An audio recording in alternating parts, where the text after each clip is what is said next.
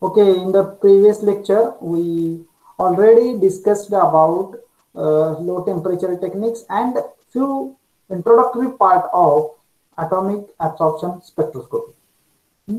And in this lecture, we will discuss about in a more deep manner about atomic absorption spectroscopy. So as we discussed in the previous lecture, do you know what is atomic absorption? Atomic absorption हे काय आहे?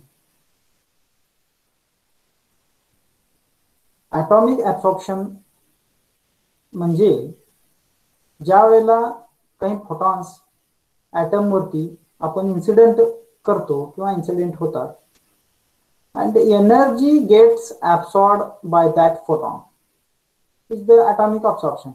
By absorbing the energy from the photon, the atoms goes to its excited state. Do you know what is excited state and what is ground state?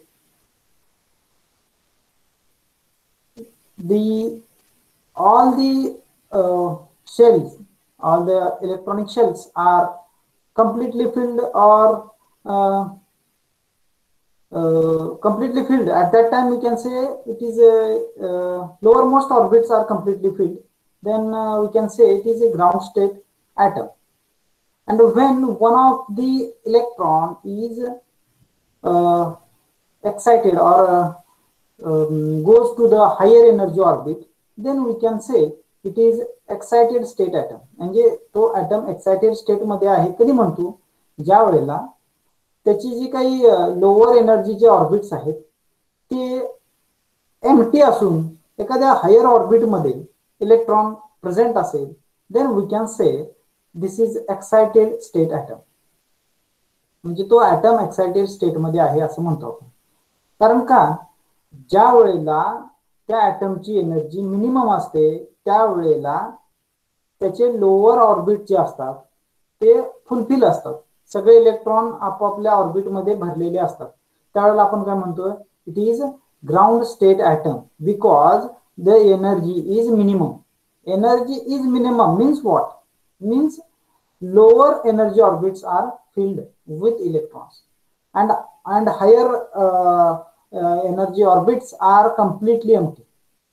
ज्या वेळेला आपण म्हणतो की जो outer most orbit मधला जो इलेक्ट्रॉन आहे तो जोपर्यंत त्याची फील्ड त्याची शेल सोडून त्याच्या वरच्या शेल मध्ये तो एंट्री करत नाही तोपर्यंत आपण काय म्हणतो atom is at ground state. म्हणजे त्याची एनर्जी ही मिनिमम असते. बरोबर आहे. जर इलेक्ट्रॉन फर्स्ट ऑर्बिट मध्ये असेल तर त्याची काहीतरी पर्टिक्युलर एनर्जी असते.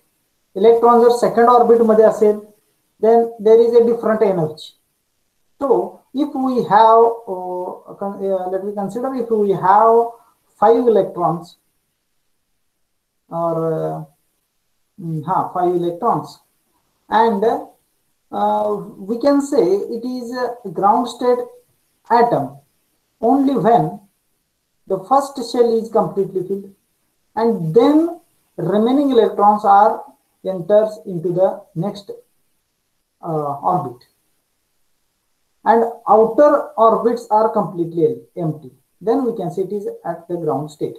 म्हणजे पहिल्या ऑर्बिट मध्ये किती कॅपॅसिटी आहे? पहिल्या ऑर्बिट मध्ये मॅक्झिमम नंबर ऑफ इलेक्ट्रॉन्स किती असू शकतात? तर 2 असू शकतात. राईट. एस या ऑर्बिट 1s या ऑर्बिट मध्ये मॅक्झिमम किती इलेक्ट्रॉन्स असू शकतात? 2 electrons are there, maximum electrons. and in the second there are total how many electrons? कोण सांगू शकते? पहिल्या शेल मध्ये 2 8 18 अशा पद्धतीचे ते असते. म्हणजे पहिला हा फक्त काय झाला 2s 1s मध्ये 2 इलेक्ट्रॉन. त्याच्यानंतर काय येईल 2s आणि 2p. 2s मध्ये किती असणार? 2s मध्ये किती? मॅक्झिमम 2 असू शकतात. and then what about the 2p? p shell मध्ये पुन्हा 6 इलेक्ट्रॉन्स आले तर 6 अधिक 2 सॉरी 4 अधिक 2 अधिक 2 टोटल किती झाले? 6 अधिक 2 8 झाले, 8 अधिक 2 म्हणजे टोटल 10 झाले. मग अशा पद्धतीने आपण ज्यावेळेला हायर ऑर्बिट कडे जात असतो त्यावेळेला लोअर ऑर्बिट हे जर कम्प्लिटली फिल्ड असतील तर आपण म्हणतो की तो ग्राउंड स्टेटला आहे. आणि समजा एका आमच्याकडे समजा इलेक्ट्रॉन्स आहेत 8 आणि पहिल्या शेलमध्ये एकच इलेक्ट्रॉन आहे आणि टोटल 8 इलेक्ट्रॉन्स आहेत आणि एखाद्या अप्पर किंवा हायर एनर्जी ऑर्बिट मध्ये एखादा इलेक्ट्रॉन आहे प्रेझेंट आहे, then it is not ground state atom. The ground state atom only when the lowermost energy orbits are completely filled. म्हणजे जो लोअरमोस्ट एनर्जी जर कम्प्लिटली फिल्ड असतील इलेक्ट्रॉन्स ऑर्बिट तर आपण म्हणतो त्याला ग्राउंड स्टेट ॲटम. तर असे ग्राउंड स्टेट ॲटम्स ज्या वेळेला when we incident some photons on that ground state atoms, then energy gets absorbed from that photons and the electrons make transition from one energy state to another energy state, or one energy level to another higher energy level. And at that time we can say that atom is goes to its higher excited state. ज्या वेळेला photon त्याच्यावर incident करतील, ते जे काही ground state electrons आहेत त्याच्यावर ज्या वेळेला फोटॉन इन्सिडेंट केला जाईल, that photon will transfer its energy to that atom and the atom gets absorbed that energy, and by getting that energy that atom goes to the excited state. Atom goes to the excited means what? The electrons present in that atom will goes to the higher energy orbit. एखाद्या higher energy त्या orbit मध्ये तो transition करतो and we can say the atom is goes to the excited state. म्हणजे item कुठे जात नाही, item तिथंच आहे, फक्त त्याच्यामध्ये जे इलेक्ट्रॉन आहेत ते इलेक्ट्रॉन ट्रान्झिशन करतात एका एनर्जी ऑर्बिट मधून वरच्या एका पुढच्या एनर्जी ऑर्बिट मध्ये, ज्या ऑर्बिट मध्ये एनर्जी जास्त असू शकते. Understand? Okay, this is the absorption. Then let we discuss about in a more clear manner. Here we have this diagram. तुम्हाला ही डायग्राम दिसते माझ्या स्क्रीनवरची? नाही, वेट एकच मिनिटासाठी तुम्ही वेट करा, तुम्हाला दिसेल.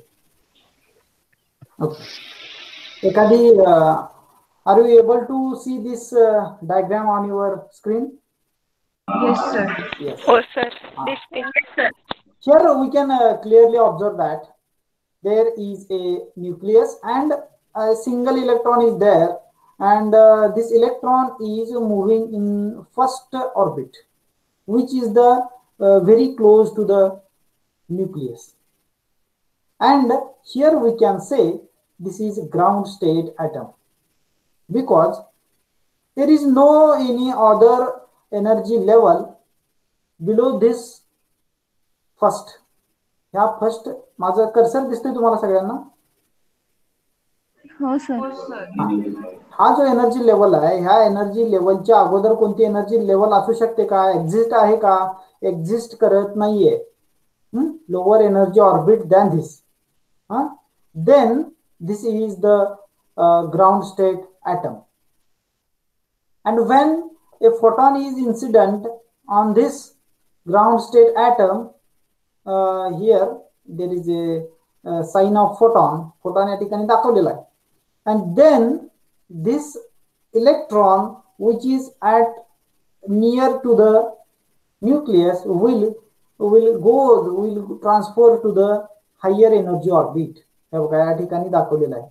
You can observe in this way, electrons will make a transition from lower energy level to the higher energy level in this way, and it goes to the higher energy level. Now we can observe one thing is that there is a electron, there is a single electron, and that electron is in a certain shell or certain orbit, but there are another orbit which is empty, and that orbit is having low energy than the existing orbit. म्हणजे जर एखादा orbit lower एनर्जीचा orbit जर empty असेल, then this is not a ground state atom. म्हणजे त्याची energy ही ground state पेक्षा जास्त आहे, म्हणून त्याला आपण म्हणतोय excited state atom. Minimum energy ज्यावेळेला म्हणतोय that is the ground state atom. Let suppose there are two electrons. One electron is here in this shell and another electron is again in the same shell. If we consider this is s orbit and there is another electron here, then what happens? If two electrons are in the lower energy orbit, then we can say it is ground state. One is here, and if another is in the higher orbit, then it is not a ground state atom. म्हणजे lower most energy orbit जे आहेत किंवा minimum एनर्जीचे जे orbits आहेत ते completely त्याच्या कॅपॅसिटीनं field असतील, त्याच्या कॅपॅसिटी इतकी जर त्याच्यामध्ये इलेक्ट्रॉन्स प्रेझेंट असतील, then we can say it is ground state atom. And if there is a vacancy in the lower most energy orbit, then it is not a ground state atom, it is excited state atom. So when photon is incident on the ground state atom, that atom also that electron absorb the energy from that photon and make a transition from lower to higher orbit, and this is our absorption of energy, absorption of photon. absorption म्हणजे काय? Energy absorb करतो आणि एका level मधून दुसऱ्या level मध्ये energy orbit मध्ये तो एंट्री करतो. This is the simply absorption. So that we understood. If we consider this is a hydrogen atom. For hydrogen atom, we know that what is the what is the distance, what is the radius of the first orbit? It is constant. In case of hydrogen atom, what is the radius of the first electron orbit? पहिल्या electron orbit साठी hydrogen साठी जी काही radius आहे, that radius is known as Bohr radius, and that Bohr radius is a universal constant. Okay, and depending on this Bohr radius, we can define the different radius, the radius of different atoms.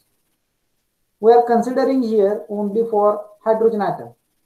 Then if we talk about the helium atom, if we talk about the another element present in the periodic table, ज्या periodic table मधला एखादा जर दुसरा element आपण consider केला तर त्याच्यामध्ये एकच इलेक्ट्रॉन असेल असं नाही.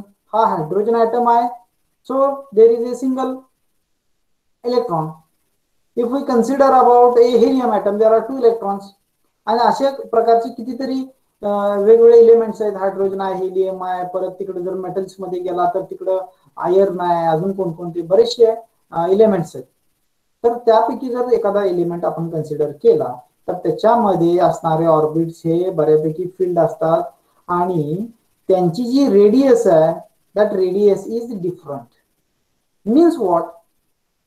जर हा हायड्रोजन ॲटम असेल तर इलेक्ट्रॉनना या ऑर्बिट मधून एखाद्या हायर ऑर्बिट मध्ये जर त्याला ट्रान्झिशन करायचं असेल, जसं इथे दाखवलंय या पिक्चर मध्ये, या इमेज मध्ये, if the electron wants to make a transition from its lower energy orbit to the higher energy orbit, then a particular amount of energy is required.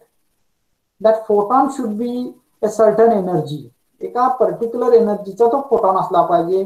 Only at that time only it makes a transition from lower to the higher energy orbit.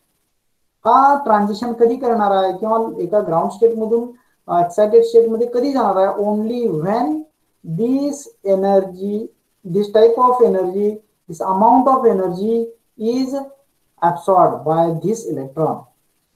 जर हा photon ह्या energy difference पेक्षा जर कमी असेल then there is no transition from this state to this state.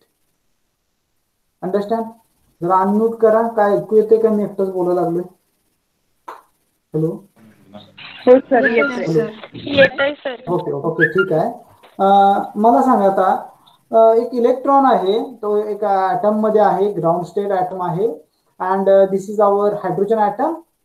And in this hydrogen atom, electron makes a transition from a first orbit to the second orbit, and it goes to the excited state.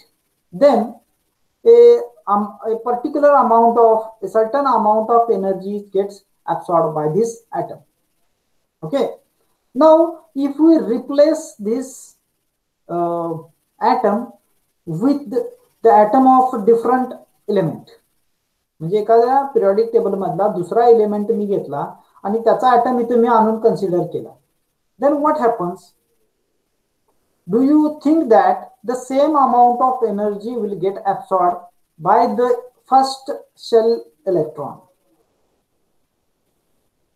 My question is, the energy absorb by the electron which is at the first shell to make a transition into the second shell is same in case of hydrogen atom and if any other atom.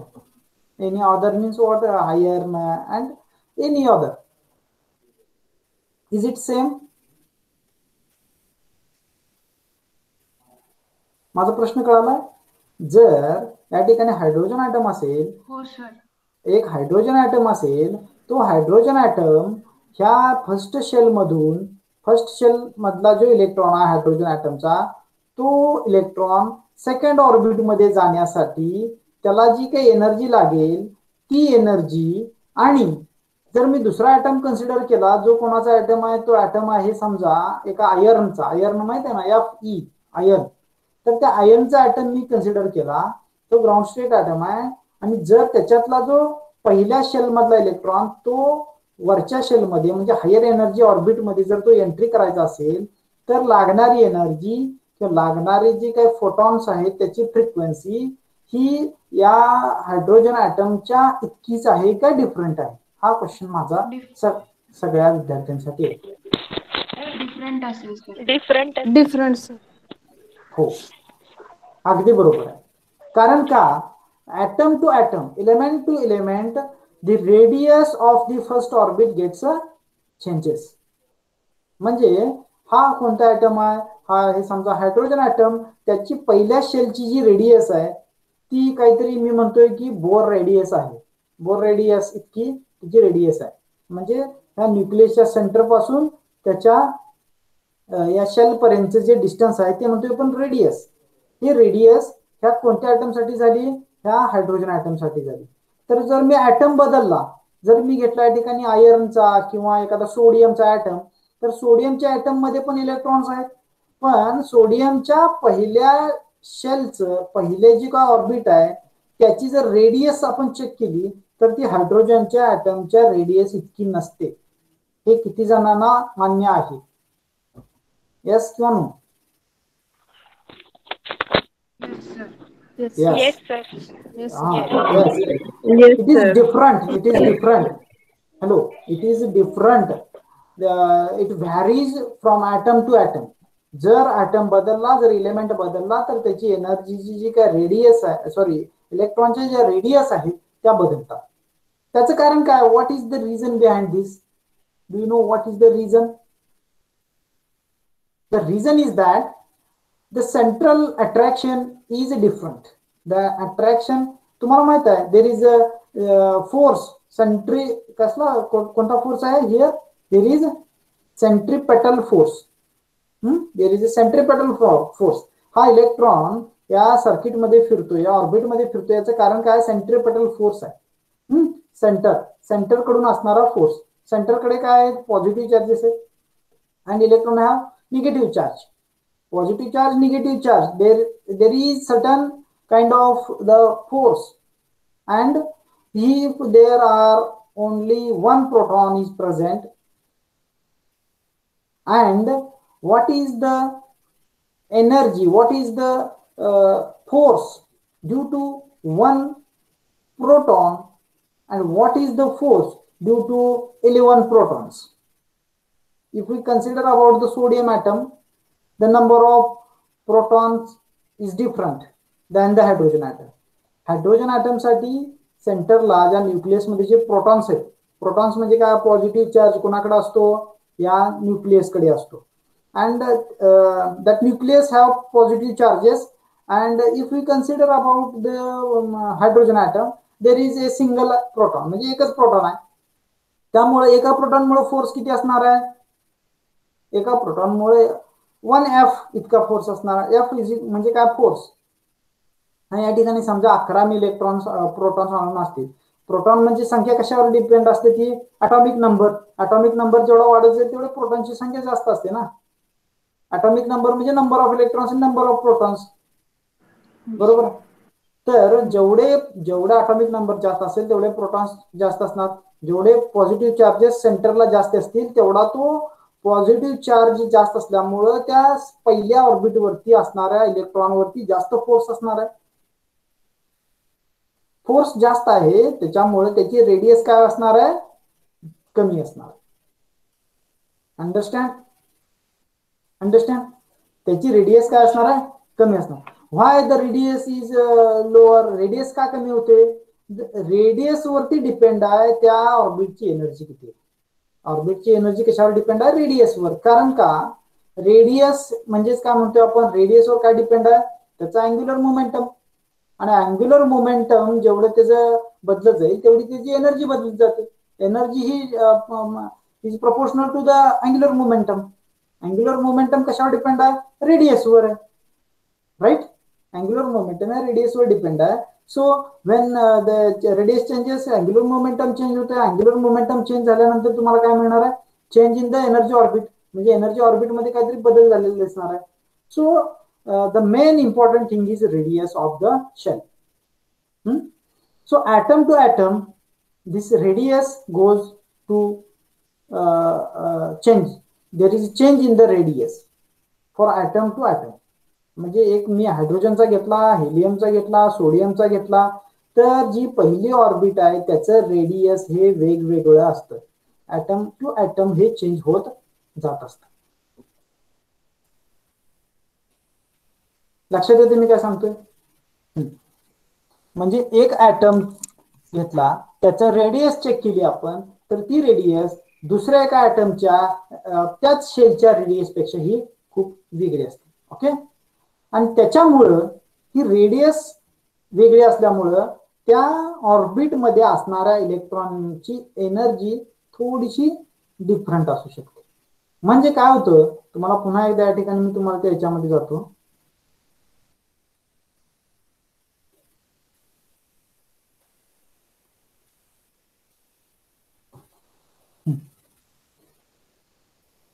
Radius बदलली तर काय होणार आहे, जर electron एका shell मधून दुसऱ्या shell, एका ऑर्बिट मधून दुसऱ्या ऑर्बिट मध्ये जर ट्रान्झिशन करायचं असेल, if the electron want to transit from one orbit to the another orbit, then the energy required is different. Requirement of energy is different when we change the atom. Understand. जर या hydrogen atom ऐवजी या ठिकाणी जर if we place a sodium atom, then energy required by an electron to make a transition from its first orbit to the second orbit is different. म्हणजे जर hydrogen ऐवजी जर दुसरा एखादा ॲटम या ठिकाणी ठेवला, तर त्याची पहिल्या शेल मधल्या इलेक्ट्रॉनना हायर ऑर्बिट मध्ये ट्रान्झिशन करण्यासाठी जी काही फोटॉन, जे काही एनर्जी फोटॉन जी आपण त्यावर इन्सिडेंट करणार आहे, त्या फोटॉनची एनर्जी ही वेगळी असली पाहिजे. वेगळी म्हणजे काय, ती जी काय असेल डिफरन्स तितकं असलं पाहिजे. कळतंय, तो जो आहे तितकं असलं पाहिजे. म्हणजे काय, ते प्रत्येक इलेमेंट साठी, प्रत्येक ॲटम साठी तो वेगळा आहे. लक्षात येते. ॲटम बदलला तर त्याची इलेक्ट्रॉन एका ऑर्बिटमधून एका हायर ऑर्बिटमध्ये जाण्याची जी काही डिफरन्स आहे, एनर्जी डिफरन्स आहे, एका शेलमधून दुसऱ्या शेलमध्ये जाण्याचा जो एनर्जी डिफरन्स आहे तो बदलत जातो. आणि हे प्रत्येक इलेमेंटच्या बाबतीत आहे. प्रत्येक इलेमेंटला हे वेगवेगळं असतं. So we can say it is a fingerprint. Fingerprint म्हणजे डू यू नो फिंगरप्रिंट म्हणजे आपण जे हाताचे ठसे देतो, ज्या बोटांचे ठसे घेतात, जगात म्हटलं जाते की तुमच्या बोटांचे ठसे जे काय आहेत, हातांचे ठसे जे आहेत, त्या रेषा आहेत, ते पुन्हा दुसऱ्या जगात सॉरी या जगामध्ये दुसऱ्या कोणत्याही व्यक्तीचे सारख्या नाहीये, वेगळे आहेत प्रत्येकाच्या. In the same way no two different elements have the same energy gap in their particular shell. म्हणजे त्या एका पर्टिक्युलर शेल मध्ये ऍटमची जी काही इलेक्ट्रॉनिक लेवल्स आहेत, त्या इलेक्ट्रॉनिक लेवल्स मधले जे डिफरन्स आहे, energy difference, it is not same, exactly same. It is different from atom to atom, from element to element. प्रत्येक इलेमेंटला ही एनर्जीची जी सेपरेशन आहेत हे वेगळे. मग तो पहिल्या शेलमधून दुसऱ्या शेलमध्ये जायचा असेल किंवा पहिल्या शेलमधून पाचव्या शेलमध्ये जायचं असेल, जर आपण दोन कन्सिडर केले कोणतेही दोन इलेमेंट, तर ते दोन्ही इलेमेंटच्या बाबतीत ते वेगळे वेगळं असतं. Okay, so we can say it is a fingerprint for a that particular element. मग इलेमेंट कोणता आहे हे कसं आपण ओळखू शकतो? तर अगदी सोपं आहे. इलेमेंट कोणता हे ओळखण्यासाठी आपल्याला फक्त माहित असले पाहिजे की त्याच्यामध्ये एका पर्टिक्युलर शेलच्या मध्ये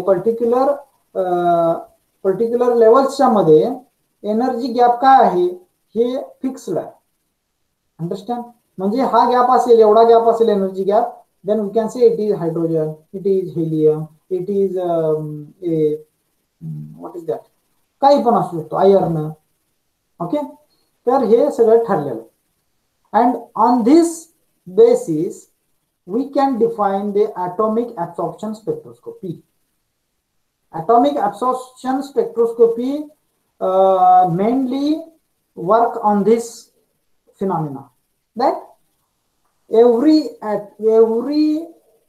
atoms of different elements have the different energy gap, so it can absorb the different energies. म्हणजे एवढी पर्टिक्युलर, माझी स्क्रीन दिसते तुम्हाला?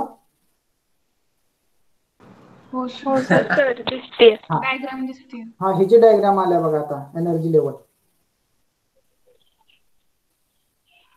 लेवलची डायग्राम आली का? नाही सर. पहिलीच डायग्राम आहे.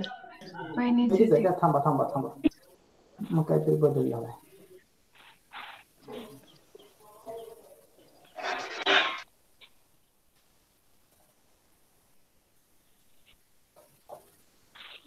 Okay, now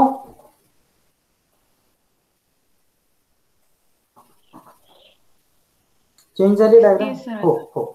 तर this is the energy gap for n equal to 1 to n equal to 2.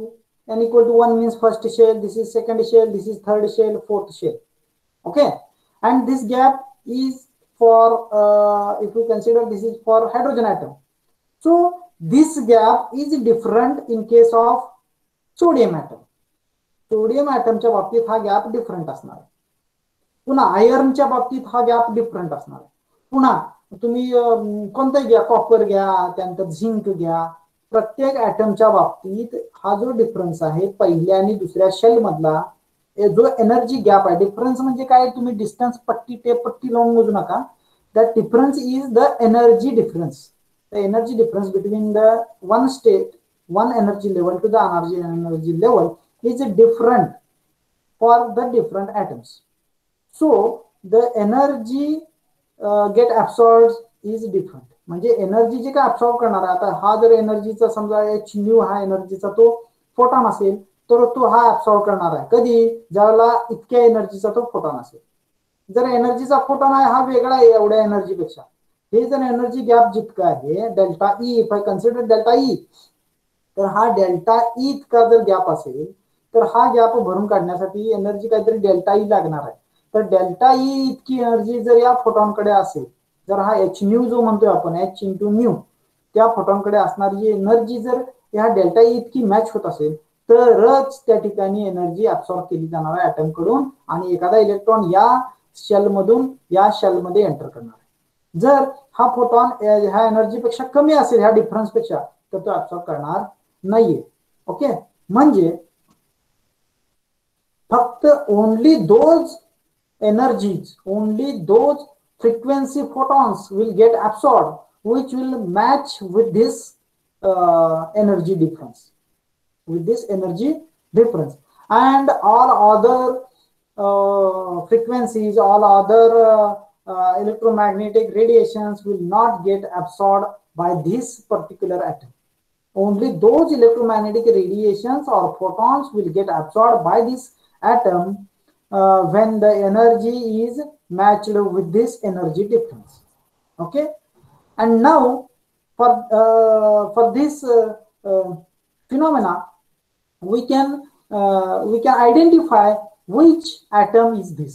हा atom कोणता आहे हे आपण आयडेंटिफाय करू शकतो by applying certain photons. मी एखादा या ठिकाणी फोटॉन अप्लाय केला आणि त्याने ऍब्सॉर्ब केला किंवा त्याने ऍब्सॉर्ब नाही केला तर त्याच्यावर मी सांगू शकतो की हा ऍटम मला जो काय मला हवा असणारा जो पर्टिक्युलर ऍटम आहे ज्याच्यासाठी मी टेस्ट करतोय तो आहे की नाही.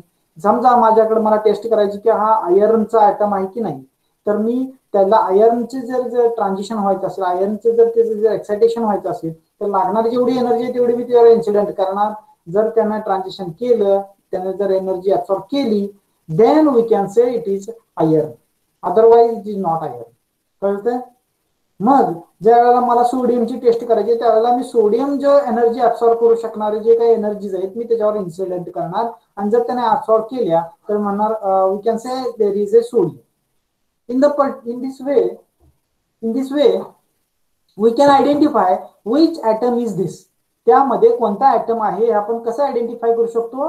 We have to apply the photons of the particular energy. त्या पर्टिक्युलर एनर्जीचे फोटॉन्स आपण त्याच्यावरती इन्सिडेंट करायचे आणि त्याने जर ऍब्सॉर्ब केले की म्हणायचे की त्या ठिकाणी तो पर्टिक्युलर ऍटम आहे किंवा नाहीये. हे इथपर्यंत लक्षात येत आहे. ज्या वेळेला जो ऍटम पाहिजे हे कारण का प्रत्येक ऍटमसाठी प्रत्येक वेगवेगळ्या एलिमेंटसाठी हा जो काही एनर्जी गॅप आहे तो डिफरंट आहे. प्रत्येक ऍटमसाठी प्रत्येक एलिमेंटसाठी हा गॅप डिफरंट आहे. त्यामुळे कोणत्या एलिमेंटचा तो ऍटम आहे हे आपण एनर्जी ऍब्सॉर्ब केली की नाही केली याच्यावरतून आपण डिफाईन करू शकतो. आपण हे करू शकतो कन्क्लुजन करू शकतो. ओके,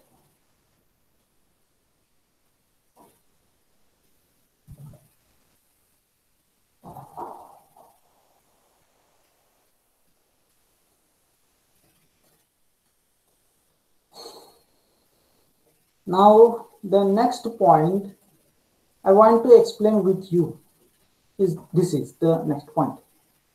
Screen दिसते बघा. हो. एनर्जी ऍब्सॉर्ब करणार आहे. This is the energy photon H nu. What is H? Planck's constant. Nu is the frequency. तो एक लक्षात ठेवा गोष्ट. The energy of the photon is depends only on the frequency. When frequency changes energy changes because H is constant. E is equal to H nu. Nu जर frequency बदलली तर काय बदलणार आहे? जी एनर्जी बदलणार आहे. So if we want to change the energy of photon we have to change the frequency. वेगळ्या फ्रिक्वेन्सीचे फोटॉन्स आपल्याला या ठिकाणी इन्सिडेंट करावे लागणार. ओके, हे न्यूक्लियस दाखवलेला इलेक्ट्रॉन्स हा पहिल्या ऑर्बिट मध्ये फिरतोय. ऍब्सॉर्प्शन केलं तर तो इलेक्ट्रॉन काय करणार आहे? एखाद्या हायर ऑर्बिट मध्ये जाणार आहे. ओके, या ठिकाणी ते दाखवलेलं आहे. म्हणजे हा एक्साइटेड ऍटम असणार आहे, हा ग्राउंड स्टेट ऍटम असणार आहे. तर ज्या वेळेला when we place this type of atoms here and when we allow the light source or we can say this is the source of photons. Light source म्हणजे काय? लाईट म्हणजे electromagnetic radiation, त्याला जर आपण काय म्हणतोय फोटॉन्स म्हणतोय.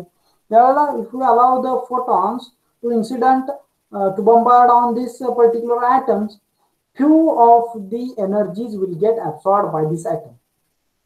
Not all energies will get absorbed. Only certain particular type of energies, particular type of the photons will get absorbed by these particular atoms. And on that basis, we can we can find which atom is present in this compound. Okay, ते जर ॲटमनी जर absorb केलं तर आपण म्हणणार की that correct, that particular atom is present in that particular compound or particular solution. Understand? म्हणजे ज्यावेळेला आपण फोटॉन्स इन्सिडेंट करेन, ते इन्सिडेंट केलेल्या फोटॉनपैकी काही फोटॉन्स याच्याकडून ऍब्सॉर्ब केले जाणार आहेत, सगळे फोटॉन्स नाही ऍब्सॉर्ब करणार. कारण का, जो त्याच्यामध्ये ॲटम प्रेझेंट आहे त्या ॲटमला जर एक्साइटेड स्टेटमध्ये म्हणजे ग्राउंड स्टेटमधून एक्साइटेड स्टेटमध्ये जायला काही जी एनर्जी लागणार आहे त्याच एनर्जी ऍब्सॉर्ब करणार आहे, बाकी ऍब्सॉर्ब नाही करणार. मग ज्या वेळेला आपण त्याचा रिझल्ट बघणार आहे कोणत्या एनर्जी ऍब्सॉर्ब केल्या, ह्या सोल्युशननं या कंपाऊंडनं कोणत्या एनर्जी ऍब्सॉर्ब केल्या गेल्या, त्याच्यावरून आपण काय कन्क्लुजन करणार आहे की एका पर्टिक्युलर फ्रिक्वेन्सी जर ते रेडिएशन जर ते ऍब्सॉर्ब करत असतील तर ती फ्रिक्वेन्सी आपल्याला माहिती असते कोणती फ्रिक्वेन्सी ते ऍब्सॉर्ब करते. तर फ्रिक्वेन्सी समजा त्याने एक पर्टिक्युलर फ्रिक्वेन्सी जर ऍब्सॉर्ब केली तर आपण त्याच्यावरून एच न मल्टिप्लाय केल्यावर आपल्याला काय मिळणार आहे, त्याने कोणती एनर्जी ऍब्सॉर्ब केली. कोणती एनर्जी ऍब्सॉर्ब केली म्हणजे आपण सांगू शकणार आहे की त्यांना जे ऍब्सॉर्ब केलेलं आहे ती एनर्जी किती आहे, किती एनर्जी तो ऍब्सॉर्ब करते, किती इलेक्ट्रॉन व्होल्ट एनर्जी त्याने ऍब्सॉर्ब केलेलं आहे. आणि depending on this which energy is absorbed by this atom, we can find out which type of the atoms are present in particular compound. म्हणजे त्या कंपाऊंड मध्ये कोणते atoms प्रेझेंट आहेत हे आपल्याला समजू शकतं की त्याने कोणते पर्टिक्युलर एनर्जी ऍब्सॉर्ब केल्या. कारण का प्रत्येक इलेमेंट हा वेगवेगळ्या एनर्जी ऍब्सॉर्ब करतो, वेगवेगळ्या फ्रिक्वेन्सी ऍब्सॉर्ब करतो. Understand? Okay. So in this atomic absorption मला जरा विचारायचं आहे तुम्हाला सगळ्यांना. एक कोण सांगते आता इथं, फडतरे स्नेहल, कळतंय काय सांगितलं, कळतंय काय सांगाले? हा ठीक आहे. Okay, now the next point, Beer's Lambert's law. What is Beer's Lambert's law? बंद करा चालते, तुमचा व्हिडिओ काय लावायची गरज नाही आहे, मला फक्त आवाज ऐकू आला पाहिजे प्रत्येकाचा बऱ्यापैकी. हा, आणि माझं काय नॉईस असू नये, बरं असतं. So what is Beers-Lambert's law? Already we discussed in the previous year. Last year la we already discussed about what is the Beers-Lambert's law. What is Beers-Lambert's law? काय देतोय हा Beers-Lambert's law? And what is its statement? What is the statement of Beers-Lambert's law?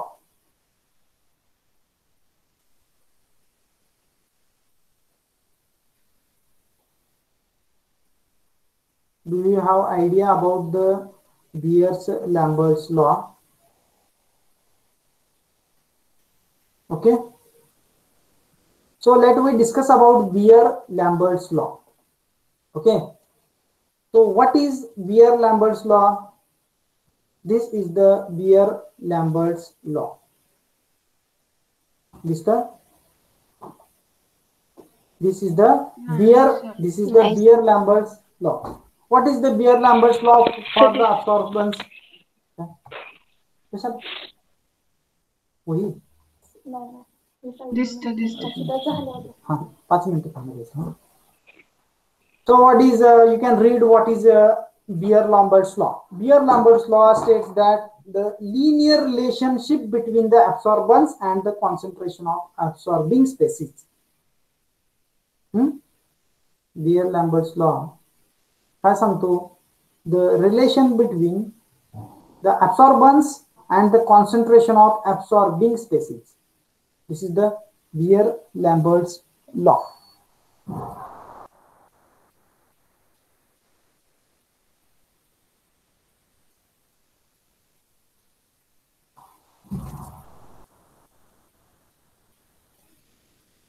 So this Beer-Lambert's law is the basic principle of the atomic absorption. Atomic absorption कोणत्या energies absorb करणार आहे ह्याच्यावरून आपल्याला कोणता element present आहे हे आपण सांगू शकतो. आणि या ठिकाणी बघताय की according to this Beer-Lambert's law we can find the relationship between the absorbance and concentration. Before that, we'll discuss about. Wait 1 minute. We'll discuss about the principle of the atomic absorption spectroscopy.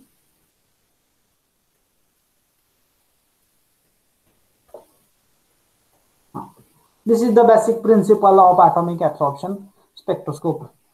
What is the basic principle?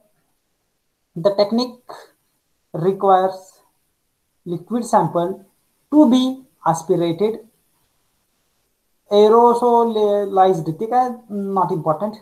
So what is this? Mixed with the combustible gases such as not required. So basic the principle is the what is the basic principle? The atoms which is to be the sample which is to be detected is get aspirated, and this aspirated solution or aspirated the sample gets atomized. Atomization माहिती आहे तुम्हाला? Atomized जे काही atoms आहेत, it goes to the atomic level, and the energy will get absorbed by these atomized atoms, and we can observe the absorption spectra. In absorption spectra, there are dark bands are present, and by the position of the dark lines, by the position of the dark band, we can find which type of atoms are present in the particular sample by the position of the dark lines. जे काय atomic spectra आपण बघतोय, atomic spectra मध्ये ज्या dark line असतात, त्या dark लाईनच्या position वरून आपण त्याचं हे जे काय आहे, कोणता ॲटम प्रेझेंट आहे हे आपण तिथं सांगू शकतो. Okay. So again, this is the Beer-Lambert's law. In this Beer-Lambert's law, what is the absorbance? Before that, we will discuss what is the absorbance. Absorbance म्हणजे काय? त्यांना absorb काय केलं? Is the absorbance. How we can define the absorbance? What is the incident intensity of the radiations? Intensity of the incident radiation and intensity of transmitted radiation. If we take the ratio of these two, we'll get the absorbance. म्हणजे incident radiation आणि transmitted radiation. If we take a ratio of these two, we'll get the absorbance. म्हणजे incident काय झालं आणि काय transmit झालं ह्याचा जर रेशो काढला तर आपल्याला absorbance मिळतो. And that absorbance is A, capital A. Capital A is the absorbance, and absorbance is equal to log of I0 upon I. I0 काय असेल सांगा बघू. What is I0? What is I0? I0 is intensity of incident radiation. Incident Okay. radiation. And what is I? I is the intensity of the transmitted radiations. म्हणजे याची intensity किती आहे बघायचं, intensity किती आहे बघायचं, आणि हिची इंटेन्सिटीचा आपण जर रेशो घेतला, यू विल गेट द ऍब्सॉर्बन्स. म्हणजे तुम्ही काय करायचं, घरी एक साधा तुम्ही प्रयोग करू शकता. एक लाल रंगाचं तुम्ही एखादं लाल रंगाचं एक ट्रान्सपरंट कागद घ्या, किंवा तुम्ही एखादा काळ्या रंगाचा एखादा ट्रान्सपरंट नव्हे काळा कागद किंवा प्लास्टिकचं घ्या, काहीतरी काचेचा तुकडा जो रंगीत आहे, रंगीत काचेचा तुकडा घ्या, किंवा तुम्ही तुमच्या कार गाडीत बसा आणि मग बाहेरचे दृश्य बघा. तर तुम्हाला काय दिसेल, काही पर्टिक्युलर एनर्जी, काही पर्टिक्युलर रेडिएशन्स हे तुम्हाला दिसणार नाही. पलीकडची लोक तुम्ही काचेतून बघितला तर काळी दिसतील, पण काळी का नाहीये, तर त्याच्यामधून एनर्जी रिफ्लेक्शन्स आहेत ते तुमच्या डोळ्यापर्यंत पोहोचतच नाही. काही एनर्जी त्या काचेच्या मधून काय होतात, ऍब्सॉर्ब केले जातात किंवा रिफ्लेक्ट केले जातात. ओके, काही रिफ्लेक्ट केले जातात, काही ऍब्सॉर्ब केले जातात. त्यामुळे तुमच्या फायनल तुमच्या डोळ्यापर्यंत पोहोचणाऱ्या जे काही इंटेन्सिटी आहे, जे काही एनर्जीचे ते वेगळे आहेत. हा, कळते? In that way we can find what is the absorbance. Actual मध्ये मी समजा माझ्याकडे एक टॉर्च आहे आणि मी टॉर्च इथे लावली, पेटवली टॉर्च पेटवली आणि टॉर्च पेटवल्यानंतर एकदम प्रकाश पडतो.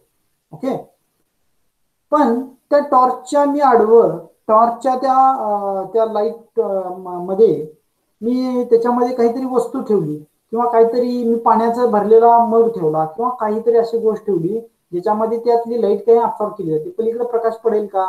नाही पडणार, प्रकाश कमी पडणार आहे. So we can say some energies will get absorb by this particular object. Okay, so what is the absorbance? I0 upon I. I0 is the incident intensity and I is the transmitted intensity. And we can measure the intensity of incident light. Incident light ची intensity आपल्याला माहित असते, आपण major करू. And we also can measure the intensity of the transmitted light. Transmitted light ची पण intensity आपण major करू शकतो. Then we can have the two things. One is intensity of incident, intensity of transmitted. So by using these two values, we can find what is the absorbance of that given sample. So if we have absorbance, we can directly find by the experimental procedure, we can find the absorbance. If we have the absorbance and if we have the Beer-Lambert's law. What is Beer-Lambert's law? Beer-Lambert's law gives the relation between the absorbance A and the concentration of the that material present in that particular sample. Here we can see what is this epsilon E is the molecular absorptivity coefficient in cm square per mole. This is constant.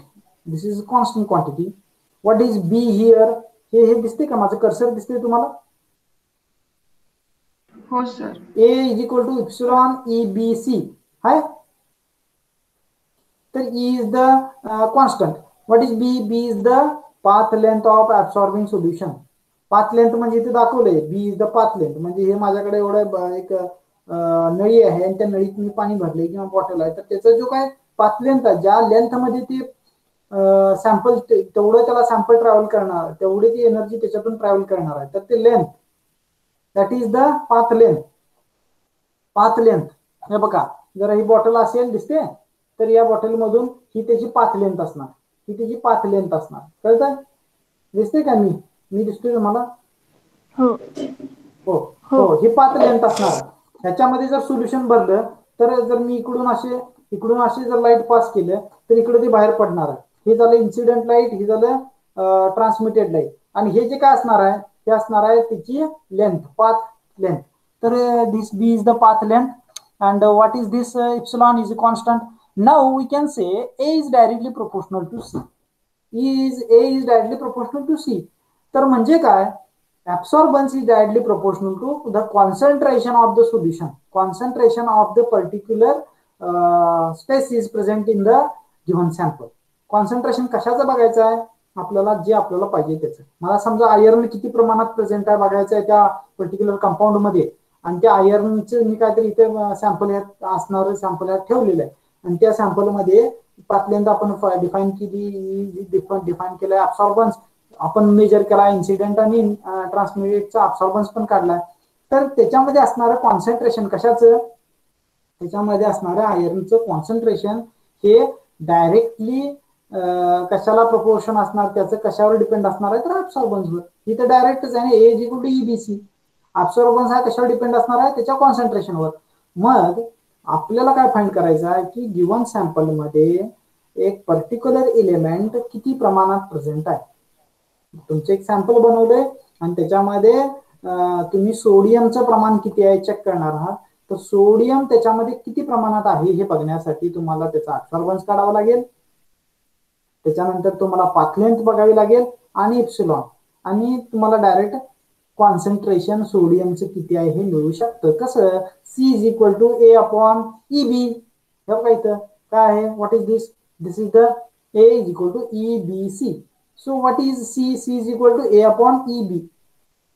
E is constant, B is path length. We can measure path length. And what is A? A is the absorbance. We can measure absorbance. So by this equation, we can find what is the concentration of a particular species present in the given sample. Understand? Okay. I think time is over. So in the next lecture we will discuss the next points. काय शंका असतील तर 1 सेकंदात सगळ्यांनी विचारा. Unmute करा सगळ्यांनी.